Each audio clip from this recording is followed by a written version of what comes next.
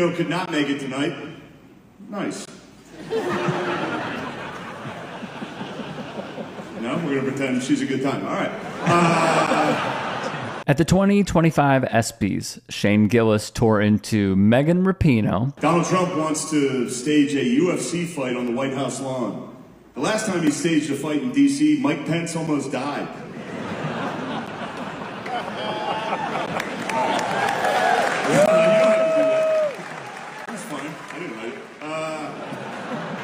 Actually, there was supposed to be an Epstein joke here, but as it got deleted. Must have probably deleted itself, right? Probably never existed, actually. Let's move on as a country and ignore that. Donald Trump and the fact that... On the screen, from Wired.com, if people don't know Wired, technology-based magazine, one of the best, tech kind of publications that's out there. Metadata shows the FBI's, quote, raw Jeffrey Epstein prison video was likely modified. Metadata embedded in the video and analyzed by Wired and independent video forensic experts shows that rather than being a direct export from the prison surveillance system, the footage was modified, likely using the professional editing tool Adobe Premiere Pro. The file appears to have been assembled from at least 2 source clips, saved multiple times, exported, uploaded to the DOJ website where it was presented as, quote, raw footage. That is, interesting, isn't it? The metadata analysis shows at the very least that there was some manipulation. I mean, we can sympathize, perhaps, in some respects, if you're like, hey, here's all the footage that we have. We edited it for clarity or something, but they called it raw, okay? They called it raw. Let's be clear about raw. Now, let's go ahead and put the video up on the screen just to show, some of the problems. So everybody take a look.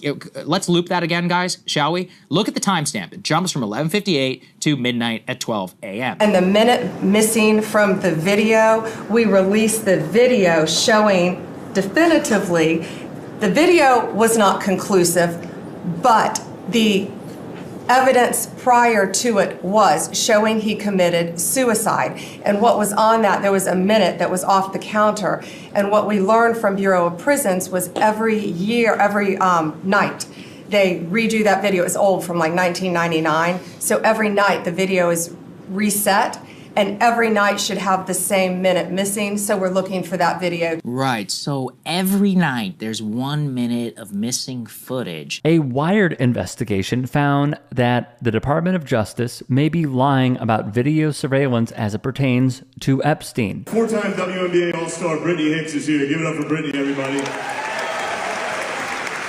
I'm joking around. That's my friend's wife. I knew none of you knew WNBA players. That's crazy, you clap for that. He took a shot at the W. Joe Rogan actually wanted me to be here to host this award show so that I could capture Adam Silver, because Joe thinks he's an alien. And Donald Trump wanted me to be here to capture Juan Soto for the same reason. Damn. It's an alien joke. Wait, who's booed up there, dude? Shut up. Aaron Rodgers did not take the vaccine because he predicted it would be bad for him. And then he joined the New York Jets. So maybe he wasn't right about everything. Went after Trump some more, the mass deportations, and Aaron Rodgers. Caitlin Clark, she and I have a lot in common. We're both whites from the Midwest who have nailed a bunch of threes.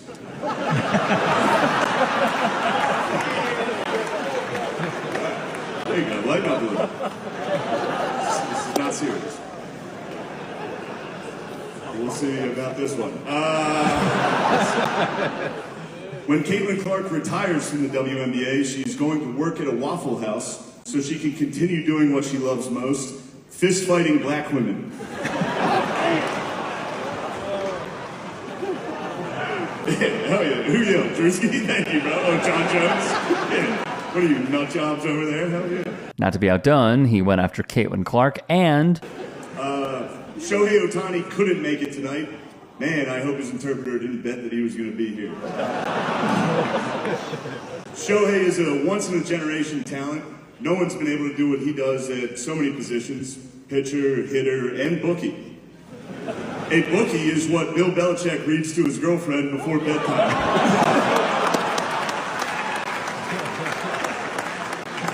That was a bar. I'm not going to lie. But the MAGA influencers would enter the chat. Well, 3, 2, 1. Welcome to Alligator Alcatraz. The entrance here is a 30-foot tall wall. None of this was here 5 days ago. It's got razor wire on the top. Just unbelievably impressive what the state of Florida has done here. Over my shoulder is the actual facility. As you can see, we'll be entering soon. This is the entry gate for Alligator Alcatraz. Whew, got mosquitoes everywhere. Like, landing. There you go. Look at that. Not a fun place to be put in prison. You do not want to go here. Obviously, this is going to be a 5,000 bed federal facility. President Trump will be here soon. I'm getting swarmed by mosquitoes right now, and we saw at least 30 alligators on our way in driving. It is in the middle of truly nowhere. It took us an hour, 4-hour drive to get here today. It's crazy. Look at that. And there you go, ladies and gentlemen. As far as the eye can see, you go in, you don't come out. And if you do, the alligators get you. And the mosquitoes. Jeez. All right. Okay, we'll show you inside. Follow along. It's going to be amazing. Like this dude, Benny Johnson, leading the way of pure stupidity. He saw Gillis's monologue and tweeted, comedian Shane Gillis calls January 6th staged and makes a Jeffrey Epstein murder joke that has the crowd roaring at the ESPYs. We control culture now. Alex Young, the founder of Consequence, would reply, Benny Johnson, dumber than bricks. Even Haas took it easy on him. He was making fun of Trump, man. However you feel about Shane Gillis, I was entertained. I thought it was funny. So there. Let me just go to this. Benny Johnson has been proven to be a serial plagiarist. That is why he got fired from BuzzFeed News. It is always the same sort of people, whether they are a failed actor like Ben Shapiro, or, failed Hollywood writer like Ben Shapiro, failed actor like Michael Knowles, failed comedian from the guy that I can't even remember who runs away from Sam Cedar in a debate. It is always the same exact people. People who are once a thing and then they show themselves for who they really are. And that side of the political aisle was like, join us. Come on. So am I surprised that Benny Johnson, who quite literally has to copy paste other people's work to be successful and to make a name for himself, does not understand jokes? No, I'm not surprised in the slightest.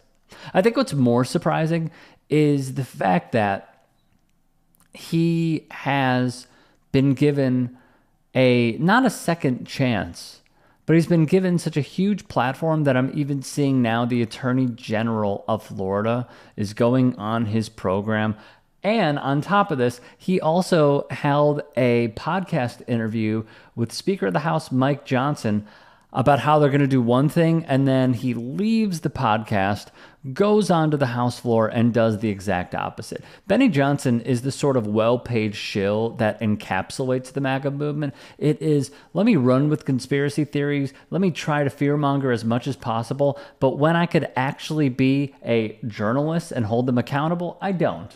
Because that's where the money is. And that's exactly what Benny Johnson is chasing. So not only does he have a stupid name, aside from Benny the Bull, owning it and being awesome, he also is a cheater at this very industry in what we do. So huge hack, huge POS, don't take anything he says seriously. And lastly, he is pro-fascism, which is, if there weren't red flags already, that should be it. Because what he's doing with Alligator Auschwitz is promoting a deportation system and the starvation where people are getting one bug-infested meal a day, the toilets are clogging, and it is going to be held as a concentration camp. So good for you, Benny. Hope the money's good. You should go subscribe to my new show, The Rick Strom Show. I'm going to be interviewing people from sports, music, journalists, authors, sports doctors. It's going to be fantastic. Please go subscribe. Thank you.